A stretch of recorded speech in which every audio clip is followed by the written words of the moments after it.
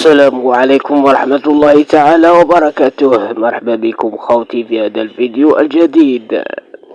اليوم راكم تشوفوا خوتي هادو أصحاب الموطو اللي راهم راكبين خولوا تروتينات لواحد اللوريان صغير مسكين، خولوا له تروتينات وهربوا، ولكن صورهم واحد باللوطو كان موراهم صورهم واطلقهم خوتي في الفيسبوك. وانتم خوتي بارطاجوا لنا هذا الفيديو خوتي باش يحكموا هاد الخيان، هادو زوج اللي راهم يحضروا الصغار ويخولوا لهم.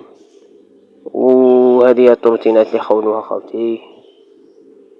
ما تنساوش تشاركونا في القناة وبارطاجوا خوتي باش يحكموا هادو العصابة. وتهلاو في روحكم، والسلام عليكم ورحمة الله تعالى وبركاته. انتشرت قبل قليل في مواقع التواصل صورة لشخصين من ولاية وهران فوق دراجة نارية، وحسب ما تم تداوله فإن هذين اللصين قاموا بسرقة تروتينات لطفل صغير، ولكن سرعان ما قاموا بالفرار حتى فوجئوا بتصويرهم من أحد الشباب على متن سيارته، مما أدى إلى ردة فعلهم الصادمة حيث كانوا يحاولون تغطية وجوههم، لكن ذلك لم ينفع. ولم يكتفي المصور بالاحتفاظ بالفيديو، بل قام بنشره على منصة الفيسبوك، وبهذا انتشر وشهد ردود